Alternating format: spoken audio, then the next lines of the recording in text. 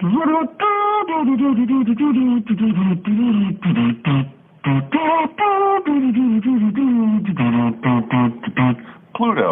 Ladies and gentlemen, it's time for the Schmoedown Rundown. Introducing first, Frankie Stats Janisch, and the host of the Schmoedown Rundown, Brad Gilmore.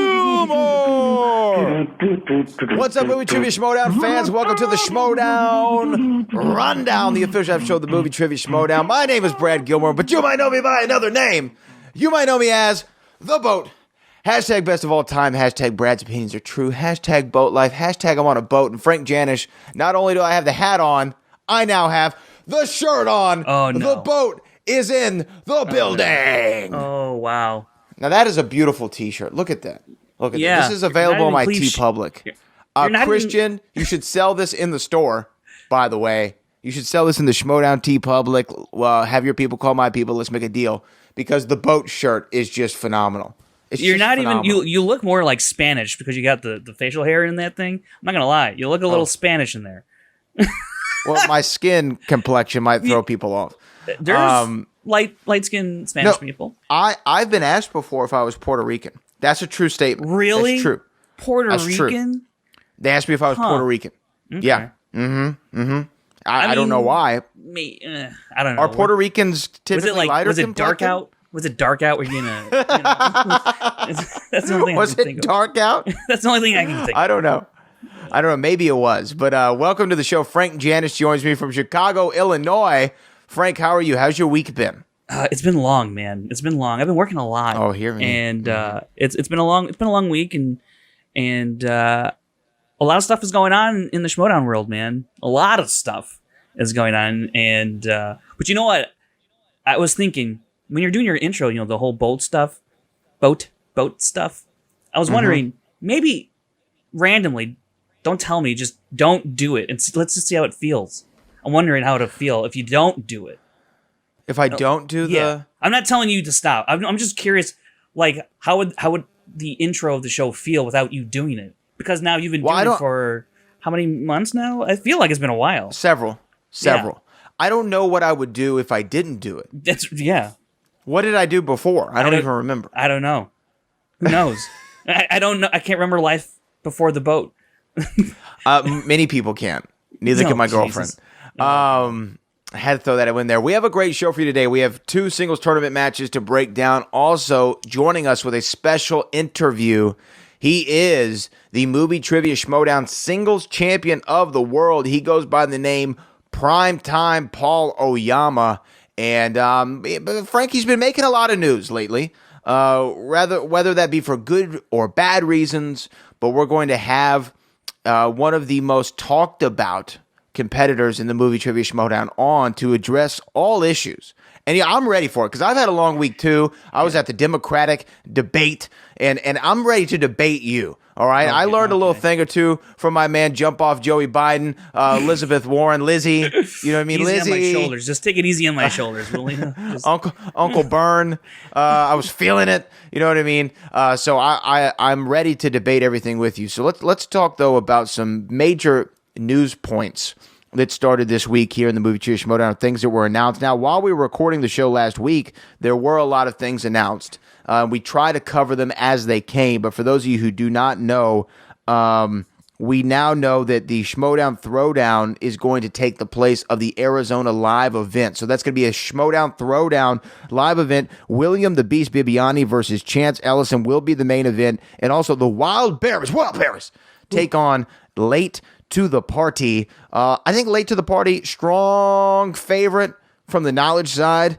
Yeah. Wild Berry's strong favorite from the entertainment, brother. And William Bibiani and Chance Ellison. That should be a really fun match. Because I can't wait for that. Do you know what? I kind of think it's a pick'em. Oh, definitely. It's a pick'em. It's a 50-50 match.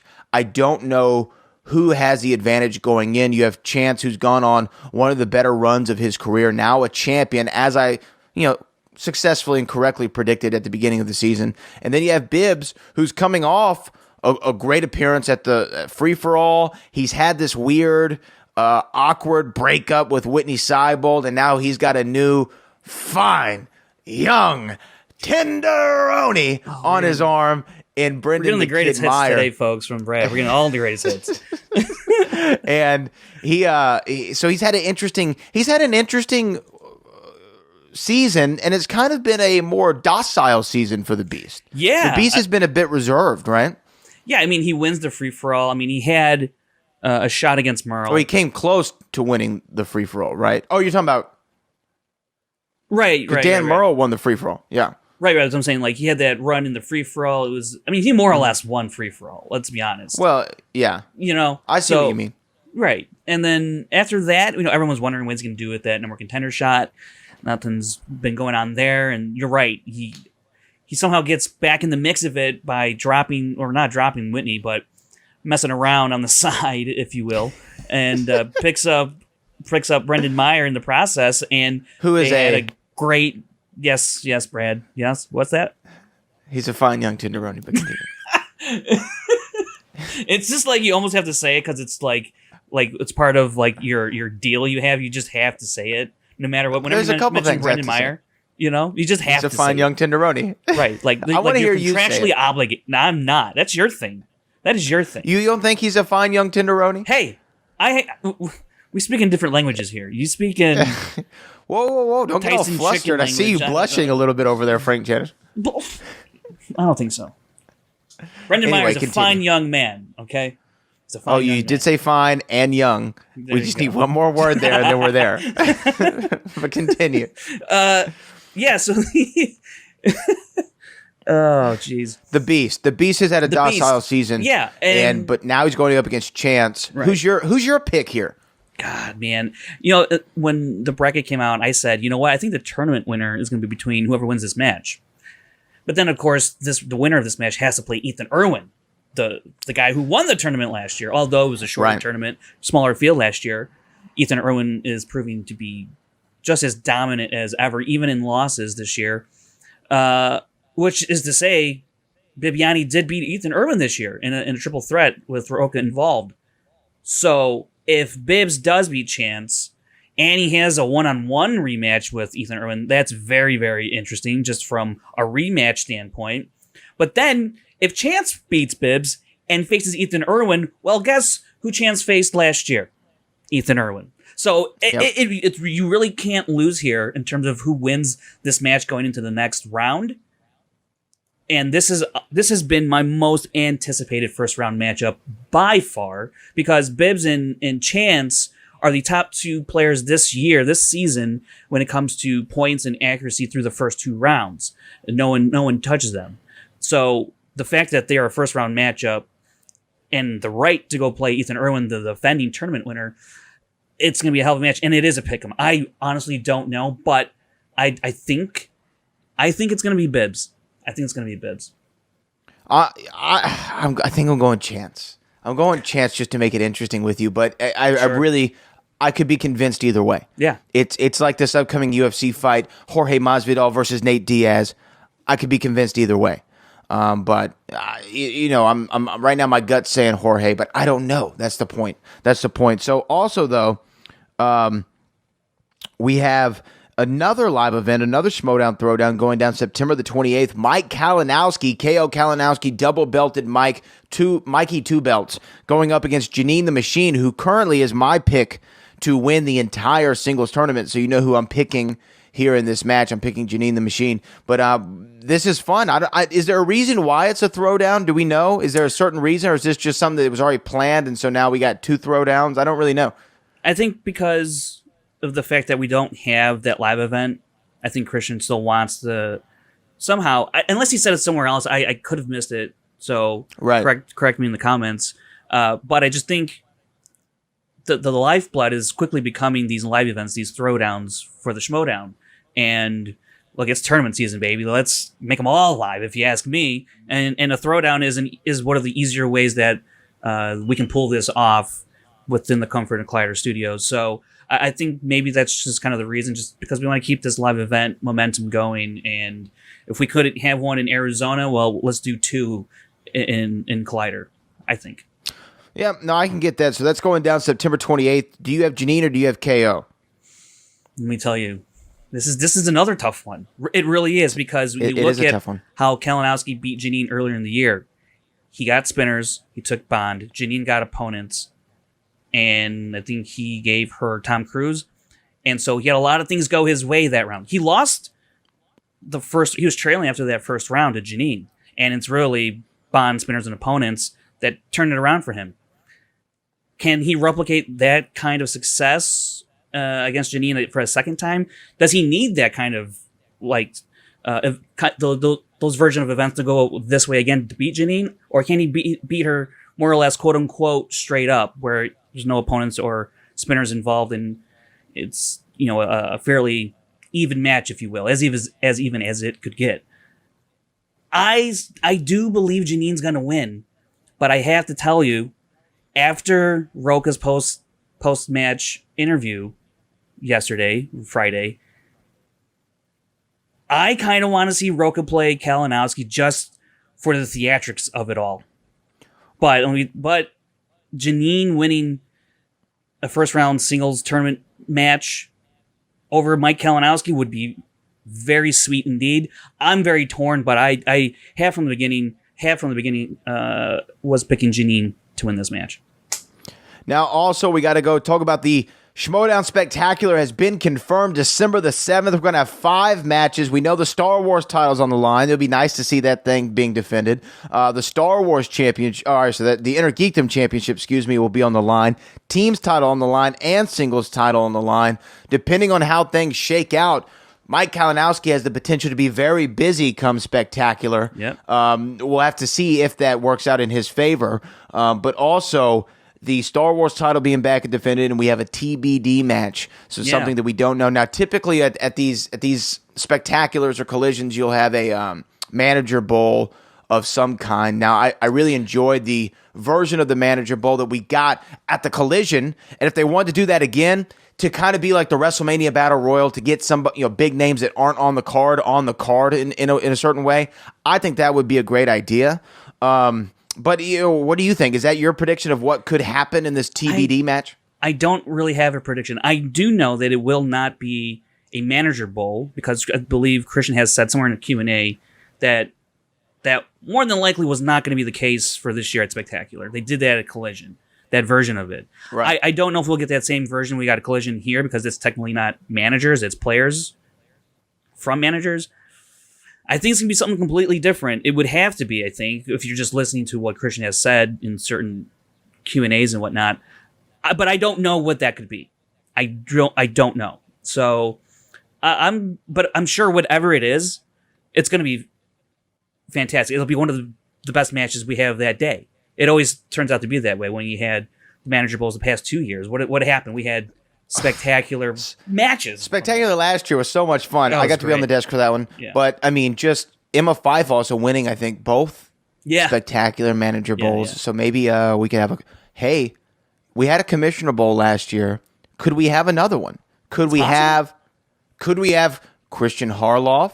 Could we have Robert Meyer Burnett, who served as a commissioner this year? Could we have Emma Fyfe and the returning Sam Levine? That would be pretty cool. I would enjoy to see that match. For a live event, the place would pop. Sam Levine back in exhibition form.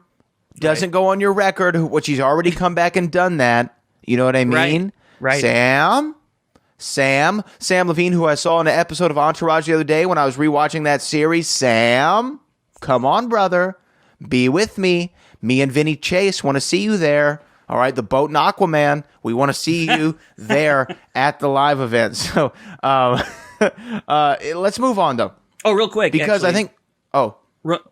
In regards to the Star Wars title, I don't know how many people heard, but there will be a number one contenders match between Andrew DiMolanta and Laura Kelly, and then the winner of that will face Alex Damon at Spectacular.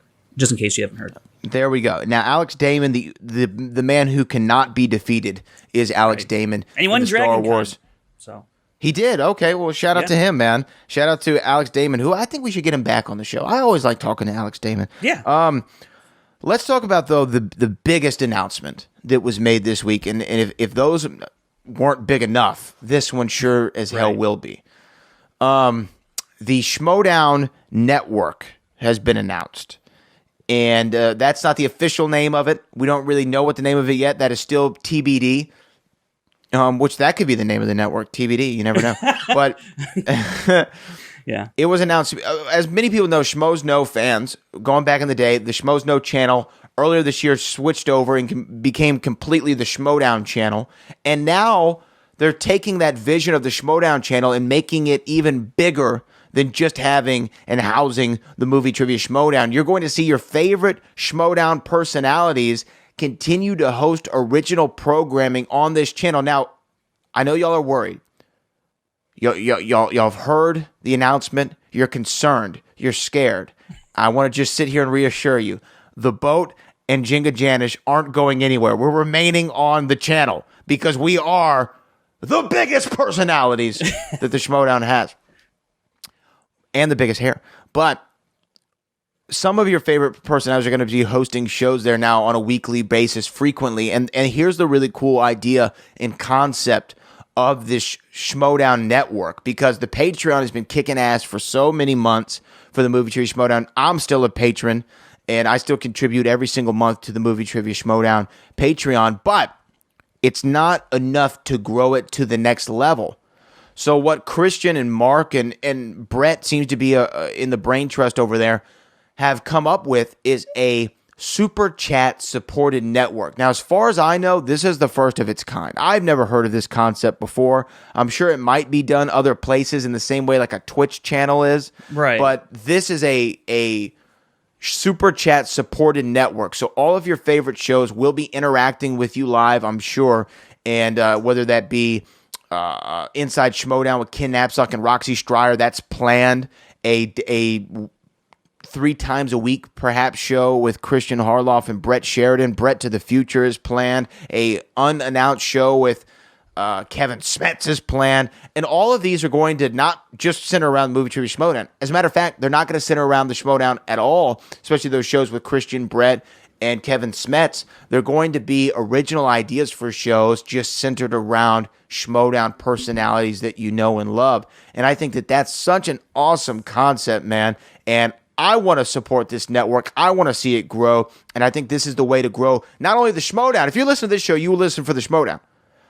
But if you can get so much entertainment and all you got to do is chip in where you can, listeners support it. We're like PBC, brother. We can't do it without you. We need the public. PBS? What'd I say? PBC? Oh, Premier Boxing Champions? My bad. PBS.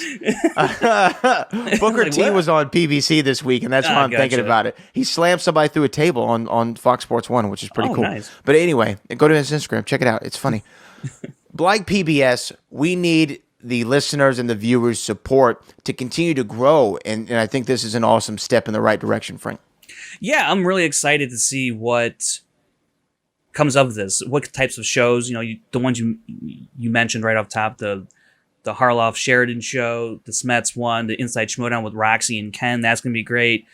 Yeah, and then Christian more or less said that the audience, us, everyone else who watches the Schmoedown, is going to dictate what kind of shows are going to go on there. And then it's up to us as the audience if we want to keep those shows going. And look, it's about growing the Schmoedown presence online, as well as, look, monetarily, to do the things we want to do. Get that actual Schmoedown studio so that we can produce the best matches consistently and in a timely manner and do more stuff with and this is part of that bigger plan. And I'm excited to see everything get started, get launched, and yeah, I'm pretty excited for sure. Yeah, no, I think this is definitely the right direction for the Schmoedown. And I'm always amazed by how Mark and Christian come up with new ways to continue to grow and be innovative. That's what all of the great creators of entertainment or technology, they've always innovated and figured out a way to get something done that they want. And guys, we all started as fans of this thing. So we need you to continue to support in any way that you can. I mean, even if you are watching us live and you want to chip in, there's $1, there's $5, there's $150. That would be nice too if you have it. But anything helps. And that it just helps us do more live events for the Schmoedown. It helps new content. It helps Frankie J, myself, Christopher Rapilio, Biscate Clark over there. I actually may have gotten that right. I don't know if I did or not, but I think I came close.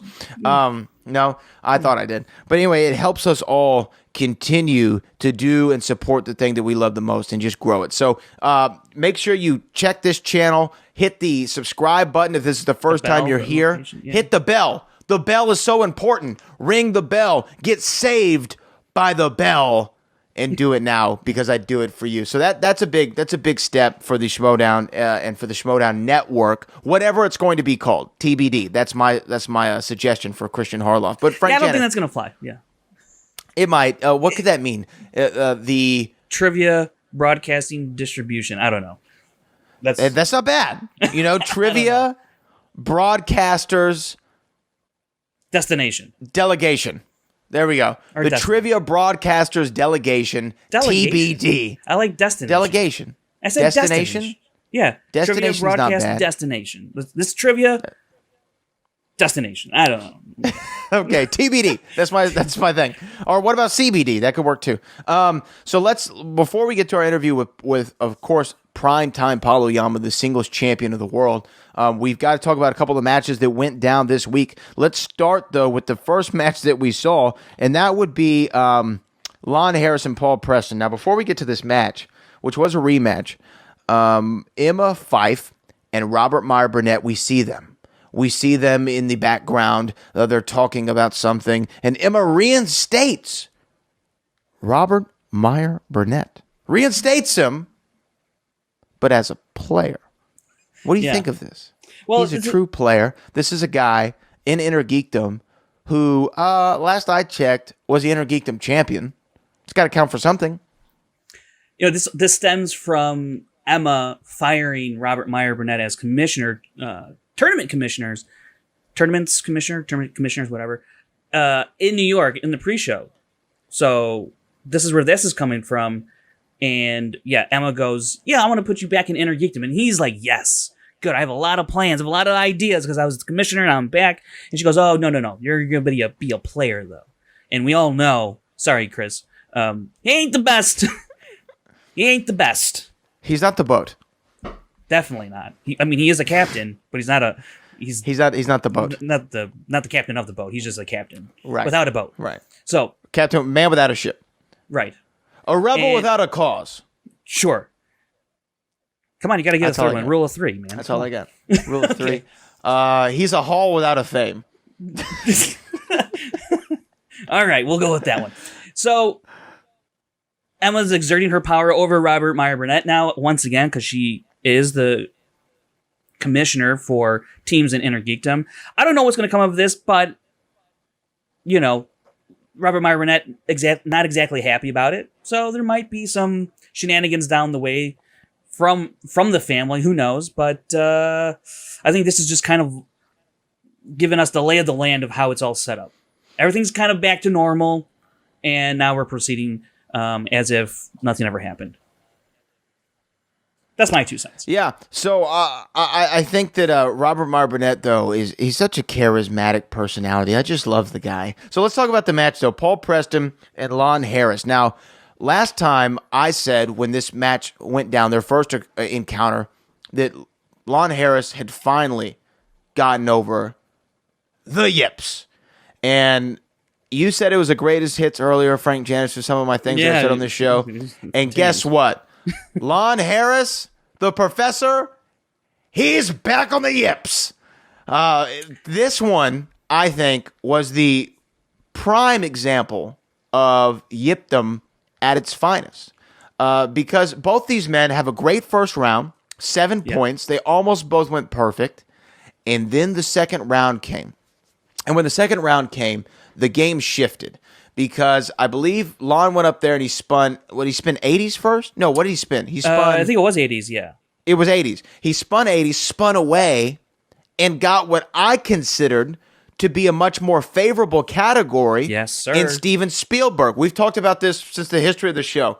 When you have a director, especially someone as recognizable as Steven Spielberg and his catalog, you would think this is something I have a shot in. And honestly, I feel like recently Spielberg hasn't gotten a whole hell of a lot of love. I don't know how many times he's been spun in the last couple matches, but I don't recall his name being mentioned as often, especially in round 2 as an entire category. So I thought The Professor, obviously, if you're a professor of film, you're going to have perhaps its greatest director ever, or at least most successful. You're going to have his information down. You're going to have those stats secure in the head like it's instant recall. Not what happened. Not what happened at all. No. He did really bad in Steven Spielberg. I mean, even the question about Tom Cruise, how many times did Steven Spielberg direct Tom Cruise? I was yelling out, 2! Minority Report, War of the Worlds. Minority Report, War of the Worlds. He said 0, which he said blew my 0. mind. I'm like, whoa. Yeah. How did you get that? And then the other one that got me was the Tom Hanks question, which was obviously Bridge of Spies. He went with Catch Me If You Can, which I guess if you're guessing, it's not terrible because, I mean, he was overseas, but that was in France in that movie. So I understand where you could have gone with that. And Catch Me If You Can is like top 5 movie for me. So I hold that one near and dear. But, man, and he just gave Paul Preston all the opportunities to go out and take a commanding lead in this game. And not like their first encounter where Paul, remember, at least if memory serves me correct, he had a pretty good lead in their first match and then gave it away I think close to the end there. I think he went perfect, right? I think he did. He had a good lead, I think, even going into the third round and then gave it away in the third round.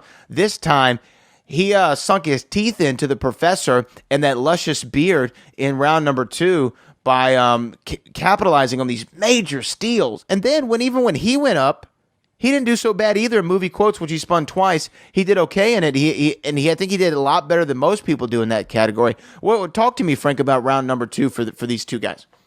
Yeah, we talked about, you just talked about how Paul, last match, he jumped off. He actually was leading Paul was leading Lon 9-6. And then Paul had a down second round, pretty much how Lon did, but he even had a worse second round than Paul did in their previous matchup. So, when Lon got Spielberg, I was like, all right, yeah, you're right. Professor, one of the most acclaimed director, highly regarded directors of all time, right? And I thought for sure he would do pretty well. He didn't go to multiple choice on any of his questions, so he got burned for 4 solid points. Could have been 6. Bad round. He only gets 2 points off of Spielberg. And then Paul goes and he crushes quotes. I mean, I think the town quote, that one's a pretty brutal quote because I don't really think of, memorable quotes coming from the town. Actually, there's only one, and that's from Jeremy Renner. It's when Ben Affleck goes to Jeremy Renner. He's like, we're going to hurt some people and you can't ask me why. And Jeremy Renner's like, whose car are we taking? Now, that's the only thing I can remember. It's a great line. I love that little scene. But that is a great line. Other than that, there's really nothing about the town that speaks to me about memorable quotes. But yeah, Paul didn't get that one, but he got everything else. And he just I think confirmed a lot of players and fans suspicions about how good he can be because, he was on a run to get into the tournament and it's continuing here. I mean, look, he put up, 7 points right in the first round. That's a very respectable number, obviously. And then to follow that performance up with a hell of a second round, he's up big 17-19. I mean, that's a huge lead over someone like Lon Harris who's widely regarded as one of the more knowledgeable people to walk through the Schmoedown doors. So to be up that big over Lon Harris in a tournament match after you've gone in the second round and he's gone, it was quite stunning, to be honest.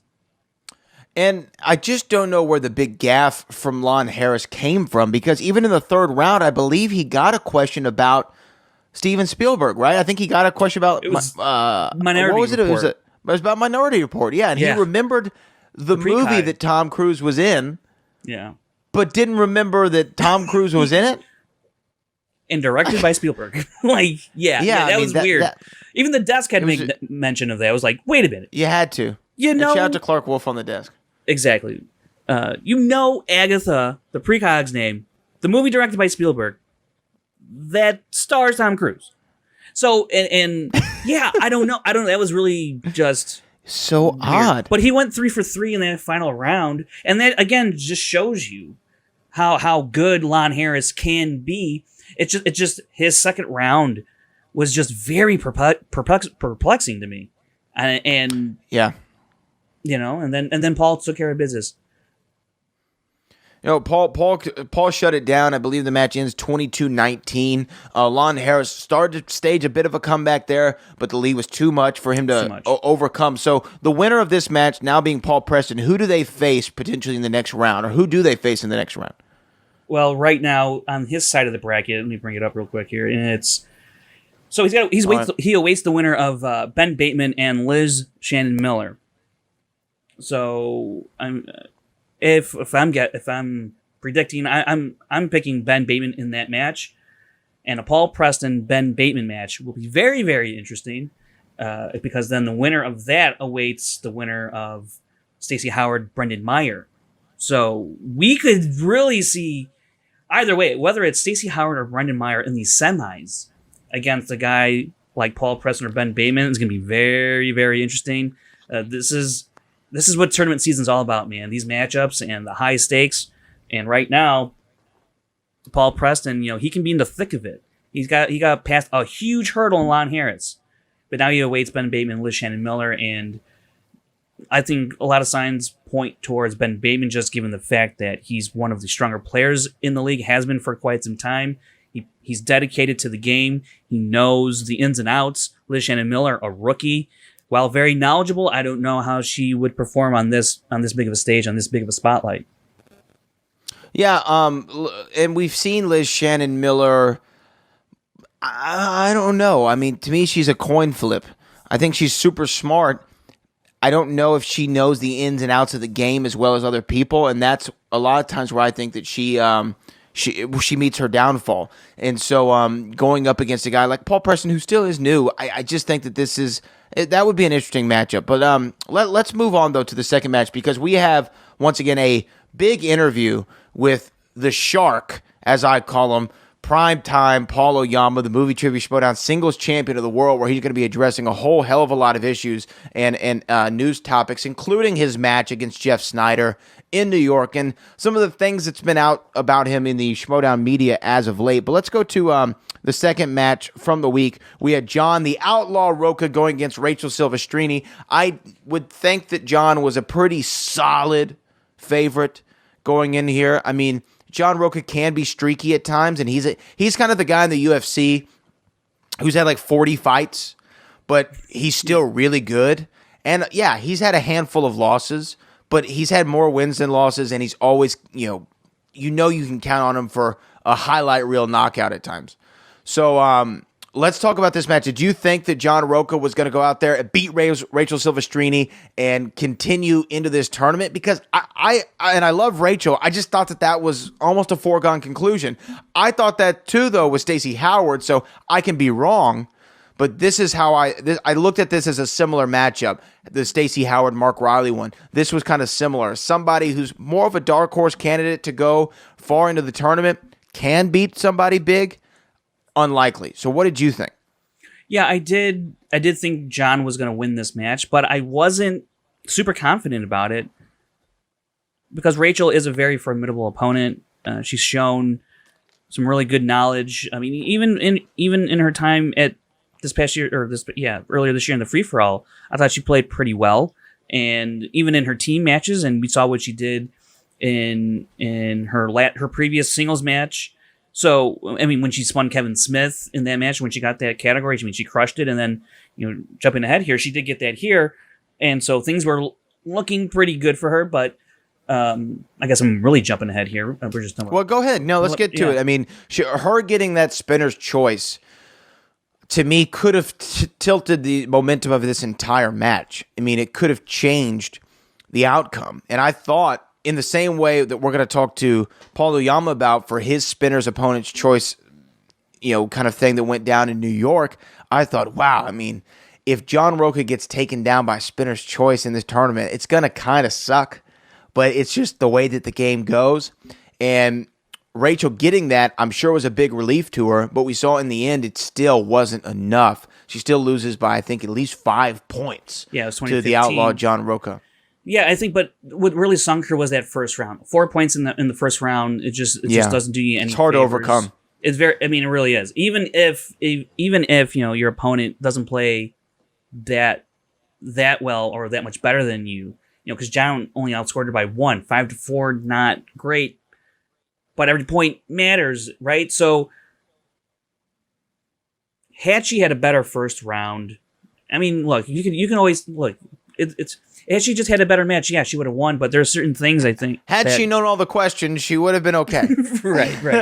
But I think, maybe I don't know this to be true or not, but not doing as well in Kevin Smith as she would have hoped. I don't know if that does anything to your psyche as a player, knowing that that was my shot. That was my shot. I got what I needed, and I couldn't 100% capitalize. I didn't miss any questions, but in this spot against a player like John, I needed to go 8 for 8, and I couldn't do that. I only got 6 of the 8. And it's a very solid second round. It's just she's hampered by a poor showing in the first round, and that held her back for the rest of the match because it was a cushion that Rocha was able to use. And, I mean, look, it came down to their 5-pointers, though. In the end, it came down to their 5-pointers. Who knew their 5-pointers? If Rachel hits her 5-pointer, it's a tie game. We're going to sudden death. So, I mean, that's how close the match was, and it all comes down to the first round. Behind. Yeah. She was fighting from behind the entire time. That's what it was. I mean, I think that's what you're alluding to. She was just fighting from behind the entire time, and it seems like every time that something broke her way, she still... Well, it wasn't even that she was fighting from behind the whole time, because after the second round, it was all tied up at 10. So she had made up that 1 point difference, but again, like I'm saying, it's that first round that just really hampered her success, really. Ultimately, I mean, if she answers 6 or 7, I mean, this is a done deal because John didn't play that great in the first round, and then not that great in the second round either. He got 10 through 2 rounds, and when you play in a tournament where you're gonna be running into people who like Bibbs and Ethan Irwin or even Brendan Myers, we saw. I mean, they're answering 7, 8 points in the first round, and if you're putting up 5, even 6 points, and then you get to that second round, it's game over. You're in big trouble. Yeah. Well, John Rocha goes on in the tournament. Now he's going to face the winner of that throwdown of Janine the Machine or Mike Kalinowski. We will find that out in, I believe, 2 Saturdays, which I think, Frank Janisch, I might be in attendance for the Schmoedown Throwdown. Because I'm going to be in Los Angeles, California, covering a big boxing match for ESPN. I didn't mean to drop all those names, Earl Spence Jr., Sean Porter, Unification Bout. Don't worry, not many people know those names anyways. Doesn't matter. But I will be in Los Angeles, California with the Booker Man. Maybe the Booker Man has to come over and check out the Schmoedown for himself, too. Well, if that's going to happen, I never better know. Make my way down there then, Well, I will keep you up to date. But Frank Janisch, I think right now we put a pause on any further discussion, and we get to some serious talk because to preview it slightly, people have been talking a lot about Paul Oyama, good and bad. A lot of bad. And is it fair? Is he aware of it? Does he know how he comes off? Does he know how people perceive him? We're going to find out right now in a special long-form interview exclusively here on the Schmoedown Rundown with the singles champion of the world, Paul Oyama, addressing all the issues going on with him this season. And welcome to a special edition of the Schmoedown Rundown. I am the boat Brad Gilmore, joined by Frank Janisch. And right now, via Skype from one of the great 50 states, actually the 50th of the 50 states, Hawaii's own, the singles champion of the movie trivia Schmoedown, prime time, a.k.a. the Shark, Paul Oyama. How's it going, Paul? Better before you did the whole shark thing again, but no, it's going okay. It's been an interesting past few weeks. Well, it absolutely has, and I love the Shark. By the way, I think that the Shark is phenomenal, and so I'm going to probably say it for the rest of my life because I am the boat, and the boat likes the Shark. But first off, man, congratulations on just a hell of an entertaining match in New York City. I wasn't there, obviously, to watch you. Frank Janisch was. I watched, though, from the comfort of my girlfriend's bedroom, which is extra comfortable, and we checked out the entire. You do this like checked every out the week. entire. We watched the entire stream together, and it was a really just fun match, man. I want to talk a little bit about it, but how was your feelings just coming out of that first live event, singles live event for you? You were part of the free-for-all, of course, but unscathed, still the champ, first defense, in the bag, 6-0. How'd you feel? I think it was a little more entertaining than I wanted it to be, especially with the way that it was sort of going for most of the match. But no, I mean, it was super fun playing in front of the live crowd. That was awesome, especially free for all, attention's kind of dispersed between everyone that's there. But when you're sort of the headliner, it's kind of all on you. So, I mean, that was like a crazy experience. Haven't been to New York in for 4 or 5 years, so I really love just going back there and being in that kind of atmosphere. But yeah, I mean, it was a grueling match, and it was very, very close. Very exciting. I mean, it could have gone either way. There were definitely some questions that you blanked on, questions that Jeff blanked on, but it was a hell of an entertaining match. And to go into sudden death probably wasn't the game plan. And I want to ask you this, because Frank and I talked about your match, and why did you do opponents and spinners on the wheel? What was the thinking there? I think it's kind of twofold. Sort of the first kind of prong of that is what I put on the wheel, and specifically things that I knew that Jeff would be weak at. So I think especially when it comes to something like the betting round, I think that having that advantage, having 2 categories that are basically zeros for him, I think it was huge for me. And also, I wasn't really particularly worried about anything he could potentially put on the wheel, which I guess is the bigger element for me. Right. I felt like if I spun opponent's choice in round 2, there wasn't really anything that he would give me that I would be super scared of. No, I'm not saying I would 8 for 8 every category, as we saw. I didn't. But I think overall there's nothing, especially stuff that plays into his strengths, that I thought would be kind of an Achilles heel for me. So I felt like because of both of those reasons, and also I felt like the opponent's choice being there might scare him into taking a category he might not take in a regular setting, because he spun away from Pixar. But I wanted more things at play in the decision making, and the betting round was definitely a big factor in that, I would say. Because what happened, as you saw in the match, getting spinner choice in the betting round was huge. In a round that's so dictated because you both get the same questions in the same category. So that's kind of the main thing. I understand the strategy there. I appreciate you breaking that down, because at first I was like, hey man, if you're gonna put spinners and opponents on the board, someone's gonna spin it. I think it always happens. And when you landed digital on that wheel, especially digital wheel, Yeah, no kidding. digital wheel, I think every time pretty much it's spun at least one spinner. HARLOFF, we're talking to you, brother. No, but when it landed on opponents, I was like, damn it, man, the kid's gonna lose the title because he put opponents and spinners on the board, and it's not gonna go his way. And then boom, betting round comes around, you get spinners, you get to go ahead and get Harry Potter.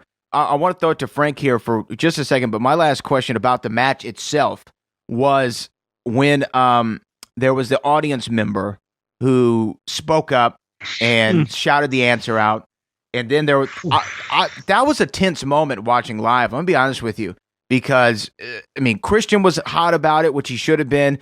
Jeff was hot about it. You seemed a little bit perturbed because you knew the answer.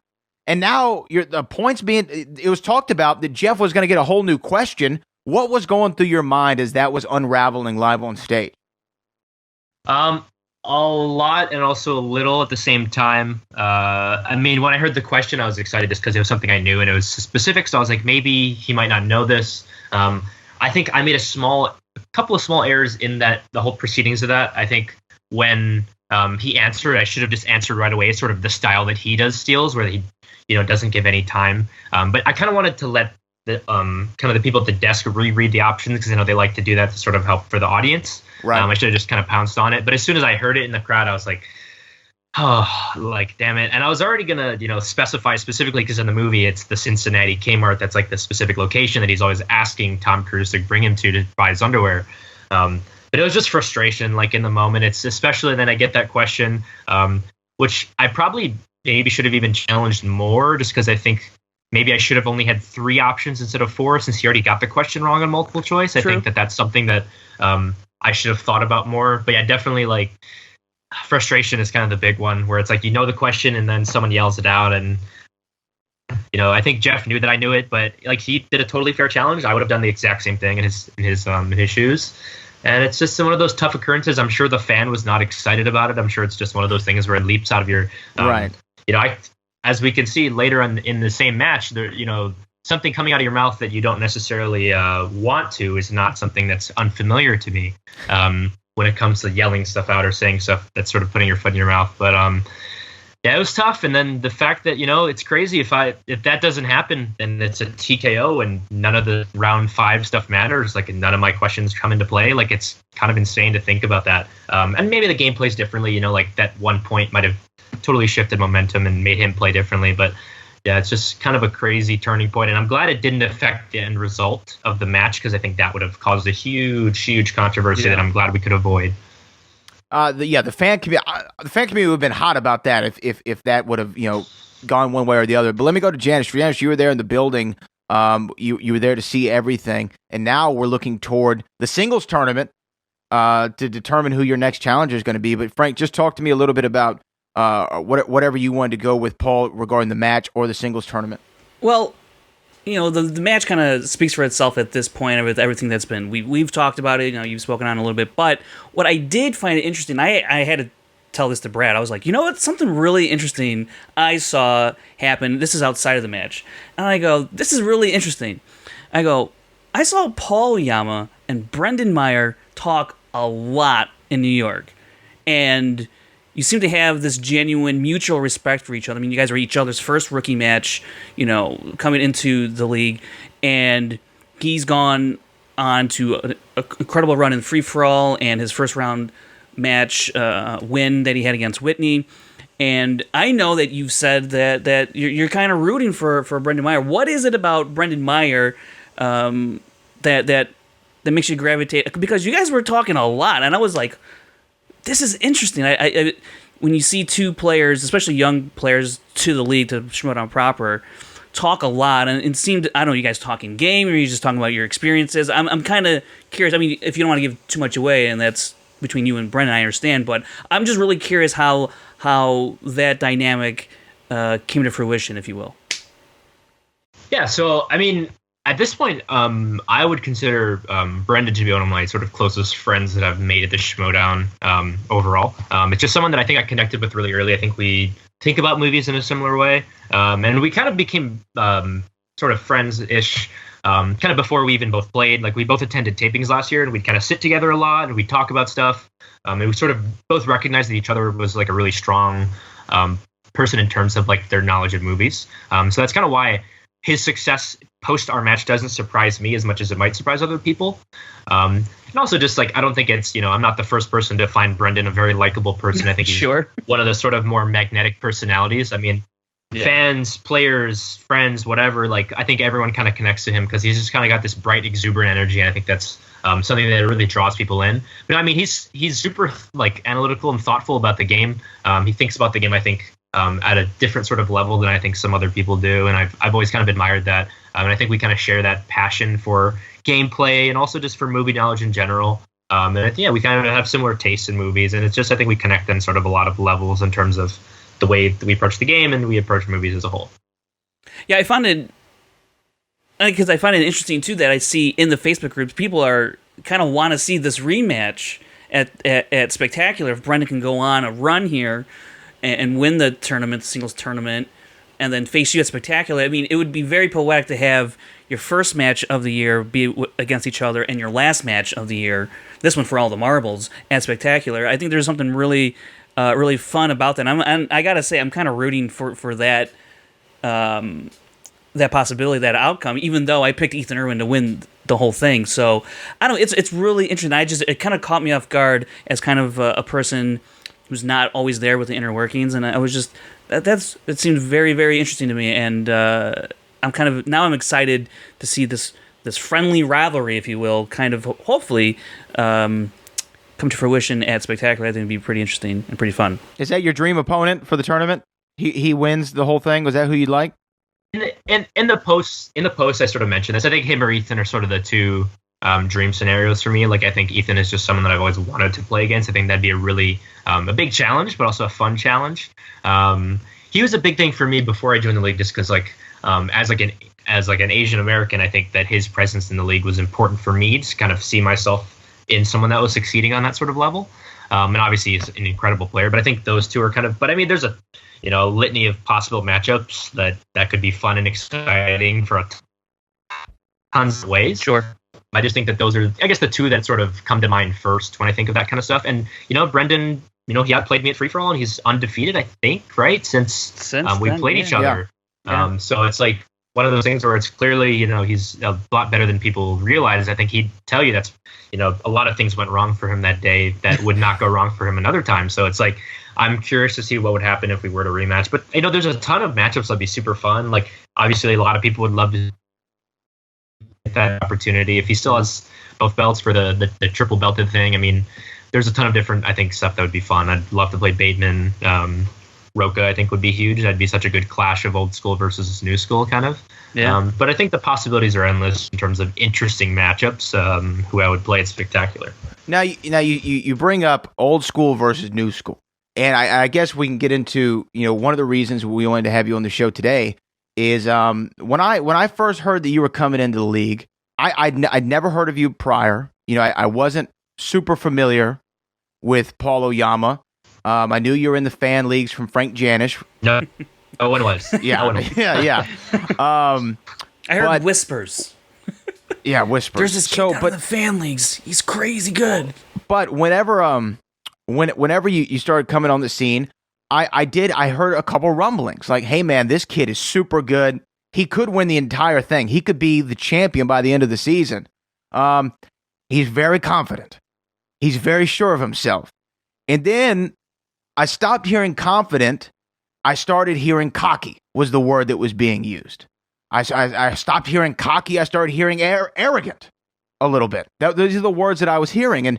And I'll be 100% transparent with you. When we had you on the show, I think I even made a couple comments about you just in joke because I've heard these things. And then when we had you on the show, I was like, what is everybody talking about? This guy is super cool, super humble. You came on, you were really honest about everything. We talked on and off air for a long time. Actually, because of that appearance, because you said that sometimes people call you Chance Ellison, I have not stopped being able to call you Chance Ellison for a very long time now because of that, just because of you. But in all seriousness, I was hearing this and I was thrown off by it. And then after this New York event, it seemed like all that stuff hit a boiling point because I'm hearing, on Collider Live, they're, Roxy and Christian are talking about it, and Jay Washington, made his presence known. Then Jen Sturger, she went off kind of a little bit on Twitter or on Facebook rather, in the Facebook group. So I was hearing all these things, and I was like, this just doesn't seem right. I was thinking there's a lot of character was in this. I'm thinking maybe people are taking the gimmick for real life and they're working themselves into a shoot, as we call in wrestling. I didn't know what it was. And so I tried to do some investigating, and some people really feel a type of way, and they're saying you come off a certain type of way. So I want to start there. Do you feel that you come off poorly to some of the other competitors, or is this a character that's being mistaken for real life? What is your whole perspective on this issue?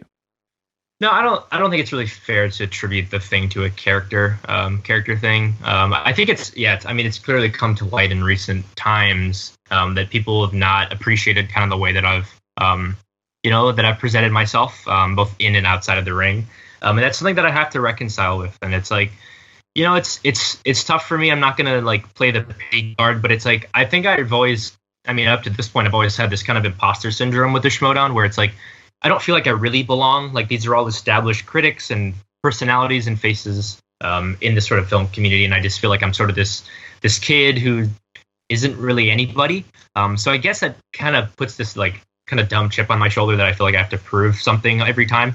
That comes off really poorly, and I think a lot of times like I'm not behaving in a way that I necessarily want to, and it's not something that I'm actively trying to do and thinking about.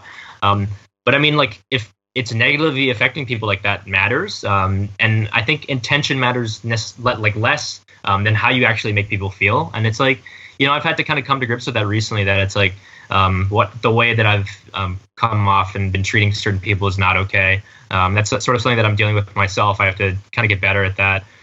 It's kind of, it's a big learning process for me, not necessarily being trained in it as an on-camera talent.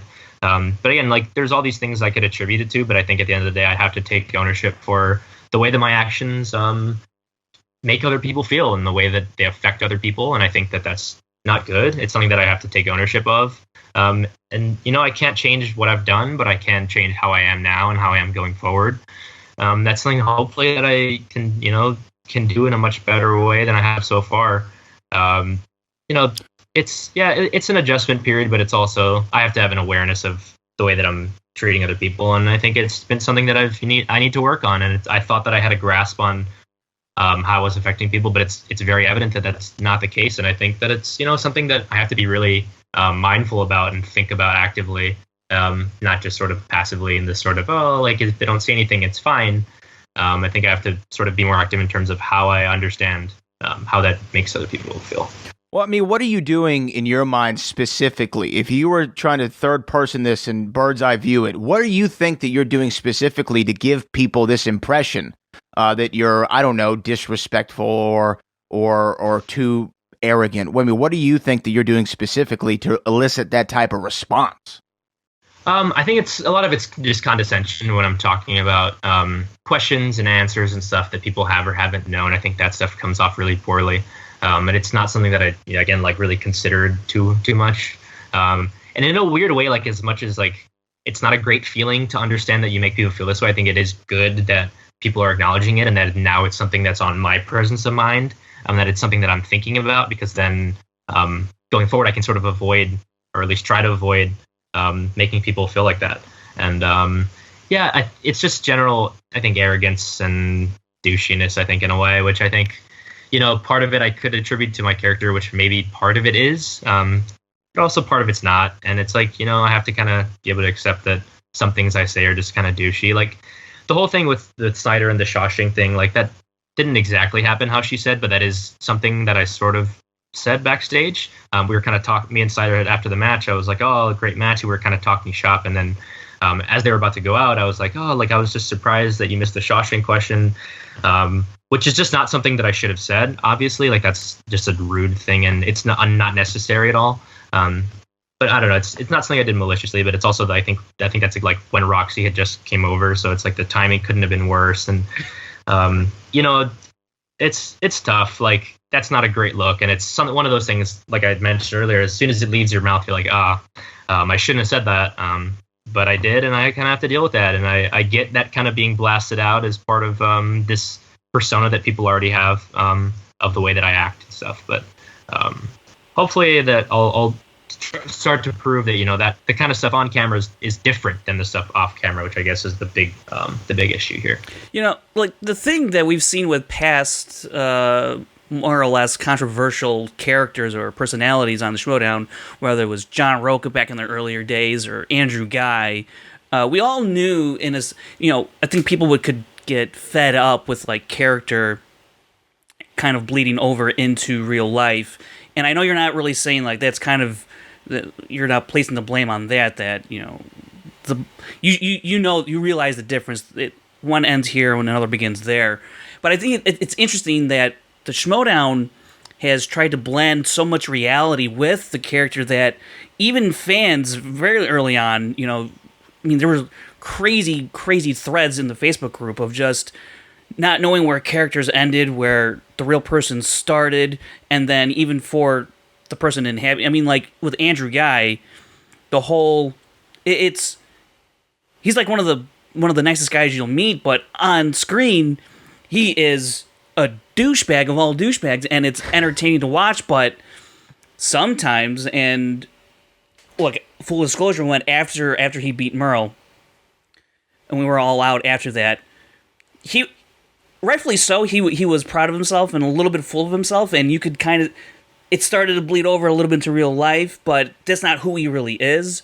And I think it's always been somewhat of a, or at least in the past, it was an issue between character bleeding into real life and real life not, and it just all kind of meshes, and people sometimes get confused with it, and they don't know, well, he's like that, and it doesn't, and they're always judging, is he in character, is he not in character, is that how he really is I can't understand what he's doing, and so therefore they kind of go to the least common denominator, and therefore this person must be, not a good person or what have you. So I think it's been interesting to watch certain players like that in the league have to deal with that, but you, on the other hand, are not a performer, not from that world like Andrew Guy and John Roca were, and this is a very different world for someone like you or Chance to come into. And you talked about proving yourself, and I think you guys are pretty young, and a lot of people who are already there and established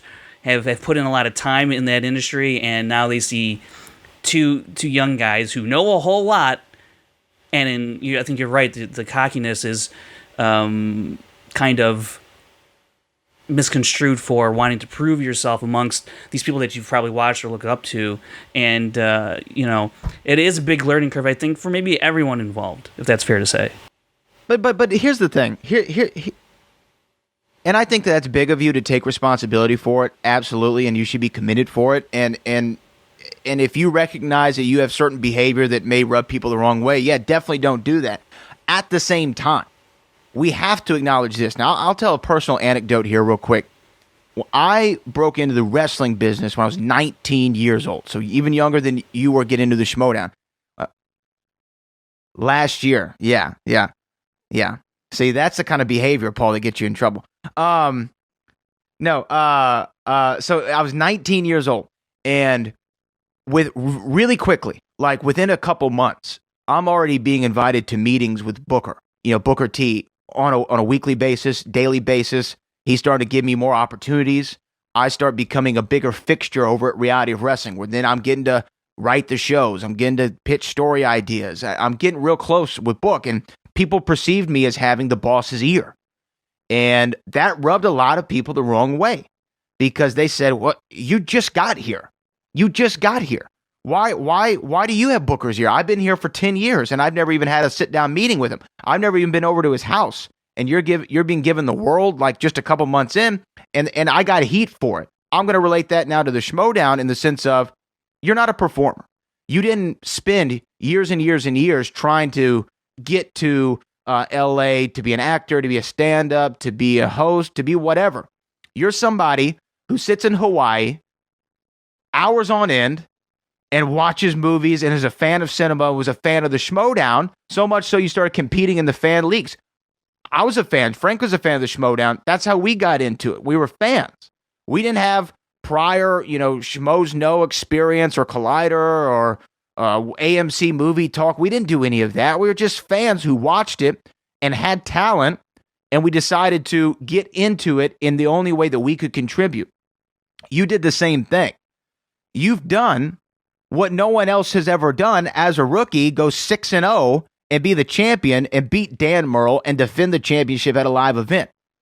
You should be commended for that. People should recognize that that's excellence, Paul. That's excellence. I think that it's awesome that you said that, hey, I may have acted improperly before. And guess what? Sometimes, especially in this performing space, we're all kind of a bit of an asshole at some point or another. We've all been that way. And sometimes it's hard to distinguish character in real life. I know, and this is as honest as I can get, Brian Davids, who used to host this show, he used to think that the stuff that I would say was real. He used to be like, oh, this isn't, Brad's not in character. He really doesn't like me. Or these comments that he makes, he really doesn't, he feels that way. And to me, I'm like Bernie Mac. I'm like, it's just jokes. These are just jokes. That's how I'm thinking. And I wasn't aware that I was coming off that way. But I think that people need to also realize all you are is 22 years old rather, and you're getting flown across the country to perform in a game that you were a fan of, playing people that you were a fan of, and now you're the top guy in the league? If you don't have a little bit of an ego, something is the matter with you, Paul Oyama. So I want you, don't think that, everybody's out to get you. But I say the fact that you came on here and you were honest about how you've come across, I think that's awesome. But hey, man, you love the game. Sometimes after wrestling matches, I'll go up to one of the wrestlers and be like, man, you really blew that spot there, brother. I mean, it was so good. And then you messed that up. And I don't say that to be mean. I don't say that to even be constructive criticism. I just say it because I love wrestling and I like to talk shop with people. So just know that you're not always coming off bad, because every interaction I've ever had with you, and this is the only way I can judge you, is the interactions that I've had with you. And every interaction I've ever had with Paul Oyama has been nothing but the most positive interaction. You've never come across crazy to me. No, I mean, yeah, that means a lot. Like, I really do appreciate that. And I don't think that anyone's trying to necessarily undermine sort of my accomplishments in the actual game. I think all the issues that seem to be arising seem to be from stuff that's outside of that. So I think that's sort of where the sort of disconnect is, just because, I mean, if people don't like my behavior, that obviously makes sense. But I think if people are discounting stuff that I've done in the league, I think doesn't make as much sense. Like, not everyone's had the hard, I didn't have the hardest road to the belt, but it's like, no one, like one person maybe has, like, yeah. I mean, it's just, it's one of those things where you can never please everybody, but it's like, I feel proud of what I've accomplished as a player, especially so far, and kind of what I will continue to accomplish. I don't think that's something that I'm too worried about. It's just me trying to deal with the other stuff that's sort of the big issue. Just because early on, all I cared about really was how I played, which is probably a big reason that people got a poor early impression, because I was trying to be cagey and not give away anything, and be impersonal. It's like I was so worried about like winning my first match, my second match, any of that stuff, that it's like once I got here, it's like, oh, I kind of look behind me and kind of look at the kind of trail that I've left, and it's not necessarily everything that I've hoped in terms of the way that I've gotten there. What I've done, obviously, I'm super proud of, and I'll continue to be proud of. Like, that's something that Kaiser, Smets, and Zipper remind me of all the time. It's like you have to realize like what every good thing that you've done like matters too. And I try to keep that in perspective, but it's, this is just sort of me reckoning with. But you are right about separating what you do inside the game and what you do outside the game. And, I'm a big NBA guy, and for a long time, Dwight Howard played in Houston. And then since he played he played in LA. Yeah. Well, he was on the court. He was on the court. But he was in Houston. He was in LA. He was in Orlando. He was in, Charlotte. He was in Atlanta. He was in Washington. He went to Memphis, and now he's back in LA. Now, the reason why a guy who was one of the greatest centers when he first started in this league bounced from team to team wasn't because he was putting up, averaging a double-double every night. It was because people didn't like him. People didn't like him in the locker room. And if people don't like you, you're not going to have a job. If people like you and you're just okay at what you do, you will always have a job. But when you are elite at something, people will only deal with so much. So I think that it's awesome that you're aware of some of the behavior. But but how does it make you feel being fans of some of these people? Like, if you see Jen Sturger, comment on you on Facebook, or you hear Jay Washington or whomever, people that I'm sure that you were a fan of watching the league. I mean, that's got to kind of suck, right? Yeah, I mean, that's the bummer. I think the kind of bummer of it all. It's like, at the end of the day, like, if fans don't like me, I think that's a lot easier to sort of reconcile with than if some people inside the Schmoedown don't like you, especially because it's like, like when I go to tapings and record matches, like, you have to see these people and interact with these people, and these people are sort of instrumental in making the league sort of what it is. So you can't really distance yourself from that.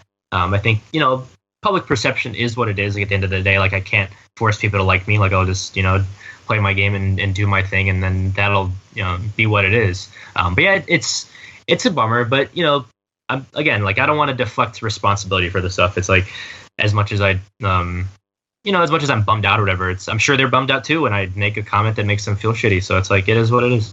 I mean, is other than the Shawshank Redemption thing with Jeff and Roxy, I mean, was there anything else that stuck out to you where immediately afterward you realized, God damn, man, why did I say that?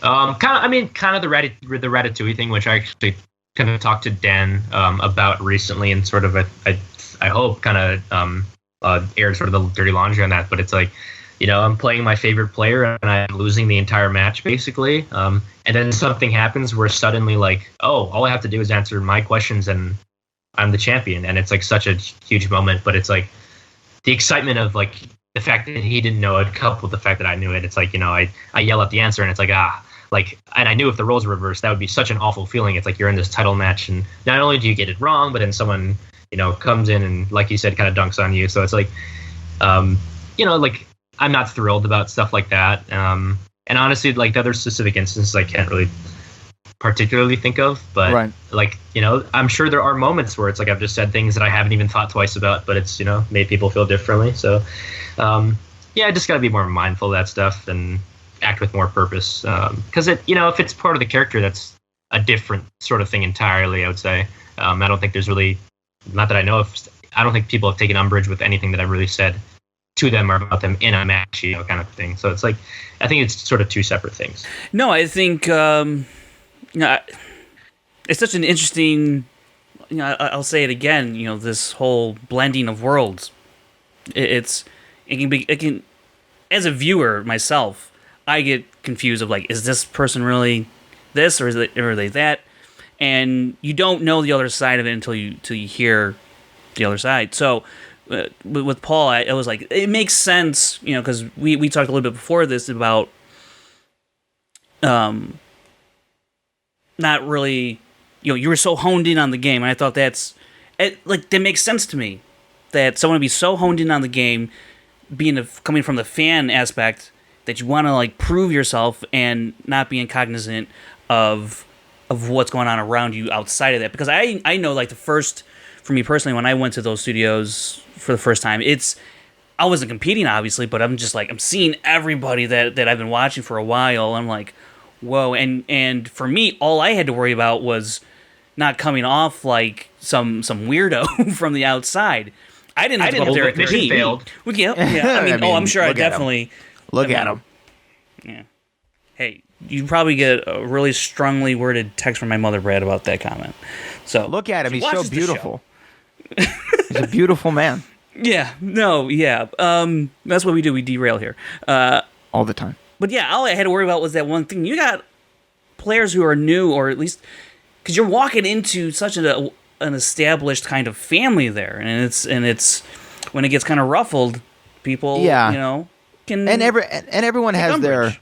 Everyone has their, every entity like that has their traditions and has their hierarchy of how things go. I can only relate to wrestling. And in wrestling, when you get to the building, you got to shake everybody's hand and say hello. You got to walk around, like literally, you got to make laps around and shake everybody's hand, because it's just about the respect factor. It's so important in so many entities in show business. And like I said, you aren't a performer.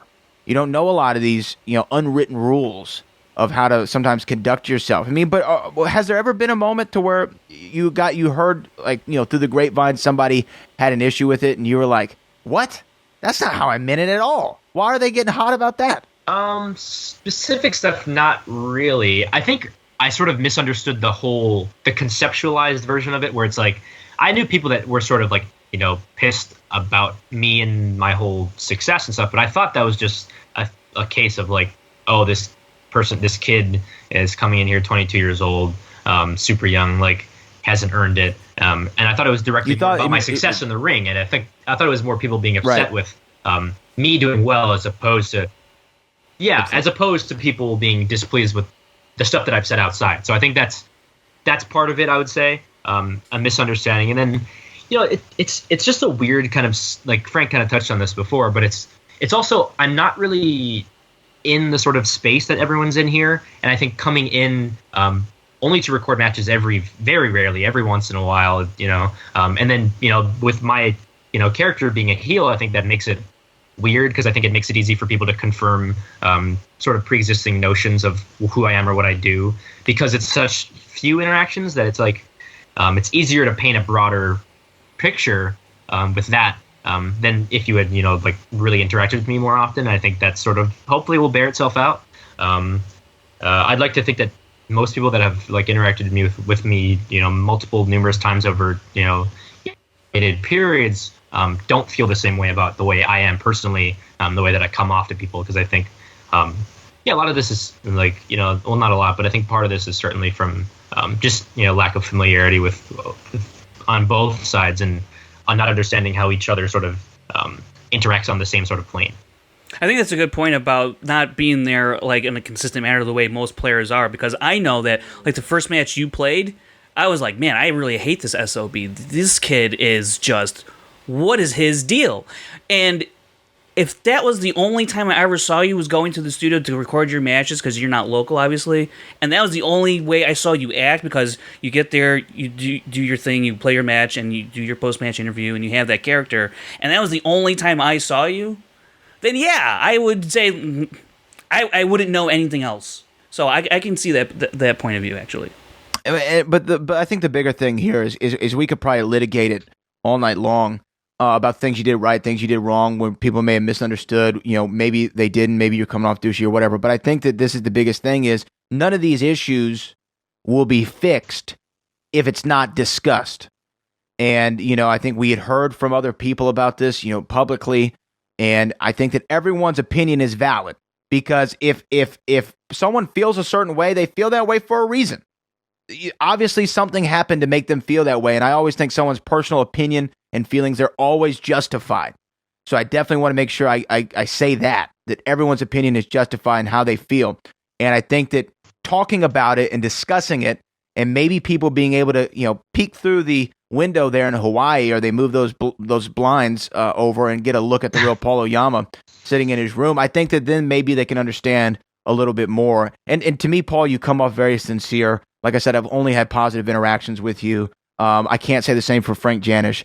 And I think that you coming on just to even address it, I think is huge. And I think that will win you some brownie points from people who may have been a critic of yours. And if it doesn't, hey man, at least that you put it out there and you right. Did your best to try. And I'm sure that next time you're at a taping, you're going to want to maybe have a couple one-on-one conversations, as uncomfortable as they may be. And what sucks about all this is this is a game that we play and we watch because it's fun. And for fun. You want to have fun making fun. You can't make fun without having fun. And this stuff hanging over your head, it doesn't do anything for anybody. So I just really want to thank you for coming on and talking and being honest more than anything. And is there anything, though, right now, before we let you go, that you'd like to say directly to anybody who's voiced specific criticism of how you've come across? No, I think in terms of specific people, I'd rather kind of deal with that in a one-on-one sort of more personal way. I don't think that addressing them on a sort of public show, as much as like, I really appreciate you guys having me on here. Like, I think that's something I need to deal with on my own and on their terms, I think. So I'll kind of leave that to between, make that between me and those specific people. But no, I just, thank you guys for having me on, kind of giving me a sort of platform to, sort of explain like kind of how I feel about the situation and what it's going to look like going forward. And also just the match itself, which, that at least that was a lot of fun. Yeah, no, like that, I'll kind of deal with that stuff on, in a different sort of setting, I guess. Yeah, and I think that's probably the best way to go about doing that, especially with specific people or specific instances. But just know, look, man, at 22 years old, you just turned 22, right? You're gonna mess up a lot. It's just what happens. And I don't want to be like the older guy. I mean, I'm about to be 27. I don't want to be the older guy saying, oh, you kids are a little crazy, But trust me, I rubbed plenty of people the wrong way when I was younger. Just because I didn't know any better. And I believed, and I was very confident in my ability, and I knew that I was good, and I wasn't quiet about letting people know that I was good at the time. And then when you get older, you're saying, okay, you know what, if I know I'm good, I can just keep that inside. I don't have to let the whole world know, or I don't have to, make consenting, comments or what have you. So I really appreciate it. Frank, did you want to say anything else to the champion of the world in the movie Trivia Schmoedown? I just want to make sure everybody knows. Yeah. Yeah. The champ is here. You know what I'm saying? Oh, yeah. Rojo loved that. Yeah, I know he would. He loves me in general. Yeah. I am the boat. Anything that you want to say, Frank, before we let the champ go?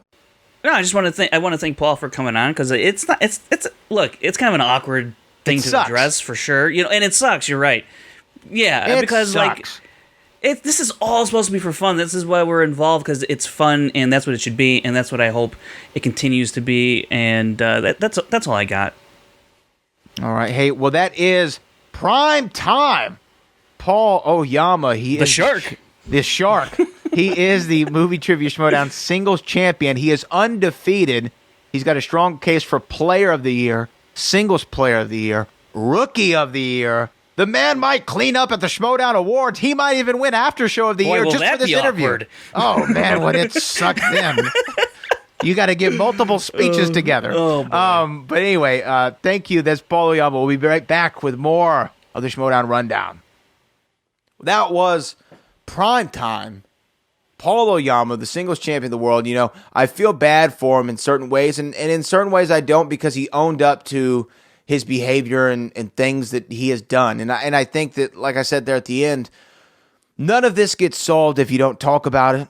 And sometimes even taking it to a public platform like this first is a way to get your message out there more immediately, and then you can follow up one-on-one. So I just want to thank Paul for being open to talking about it, because, like we said, Frank, it kind of sucks that he's going through all this. And I understand, though, where the players are coming from. Like I said, everyone's got their rules and regulations in any kind of field. Like in wrestling, you got to shake hands. So anything that you wanted to say about Paul and what he had to say, Frank? Yeah, I think it's a look. I'm a fan of Paul's, and me too. And look, I said it during that interview. Like, first match, I was like, I texted Christian. I was like, I hate this guy, but I came around and I came to appreciate his play. And sure, I'm not there for all the behind-the-scenes stuff. I've only been around him a handful of times, and I've always had a good time talking with him. And even, in some messaging, here and there, it's always been a good conversation. So it sucked to hear this kind of stuff about him. And so I told him I'm rooting for him in the ring and outside the ring, because I'm rooting for everybody. I love all those people over there, and I want nothing but the best for everyone involved, because I want nothing but the best for the Schmoedown at the end of the day. And I hope this is a start to that in some regard. So, it's kind of an awkward thing. It's a weird thing. It's kind of bizarre in a way, but this is where we're at. And you're right. If we don't address it at any point, it just festers, and then it becomes a bigger problem down the road. And hopefully that's not going to be the case. I like to think that's not going to be the case, because there are a lot of great people over there that I think, sometimes someone has to make the first move in rectifying a situation. I think Paul did that, and I hope it's reciprocated. And if it's not, then it's not. But, you can only do what you can only do. So from here on out, we'll see. At least people know where he's coming from now. I want everyone in the comments. Y'all comment. Tell me what y'all thought about Paul Oyama. And do you think it's fair or unfair, some of the things he's going through? And more importantly than commenting on any of that, who do you think Paul Oyama is going to be facing come Spectacular for that singles championship? There's a lot of names out there. The tournament's only getting smaller, so the opportunities and possibilities are only becoming all that much more clear. So we'll have to see what happens going further for Paul Oyama here in the Movie Trivia Schmoedown. Let me throw it to my super producer, Chris Clark, if he is available at the time. I never know, because the man is very busy. Chris, are you there? I never know what he's doing back there. I don't think he's there. But you can follow him at Chris Clark 8788. Those numbers mean nothing. Frank Janisch, let the people know where they can find you and follow you. You can find me on Twitter and Instagram at FrankieJ29. And if you hit like or follow on the Schmoedown Rundown Facebook page, you might see me every Monday night at Monday evening doing a new experiment. I'm calling it an experiment because I'm trying to figure it out. It's called the Cheat Sheet, and it's more of a very more stat analytical heavy base kind of monologue, if you will. It's just me kind of going on about one topic. I've covered, the greatest title matches, the careers of Rachel and Clark Wolf. I covered, what was the other one I just did? Something or other. I don't know. And I think big singles matches, right? Singles title matches and the history of the singles Ultimate Schmoedown tournament. So those are the topics I've covered. There we go. And and eventually I think, once I hammer down exactly how I want to approach it, it'll be a lot more fun to probably listen to or watch. But if you want to check that out, every Monday evenings, go right ahead and follow or like our Schmoedown Rundown Facebook page. I'll be there. Absolutely. And you can follow me on all social media at Brad Gilmore. Check out the Hall of Fame with Booker T and I coming out 3 times a week in your podcast feed. Subscribe. Monday, have a big guest. I talked about him earlier. Jorge Masvidal from the UFC, the upcoming main event of the Madison Square Garden UFC 244 1/2. Jorge Masvidal, the man who holds the record for the fastest knockout in UFC history with 5 seconds, will be joining us on the show come Monday. So don't miss that. And we will be back next week to talk more things going on in the Schmoedown because there's a lot. So go get a boat shirt. Wait, can you just send me a boat shirt? Yeah, you gotta buy one. You definitely have to buy one. I'm starting. Promo code BOAT and it adds 10% to Frank Janisch's order. Starting to like.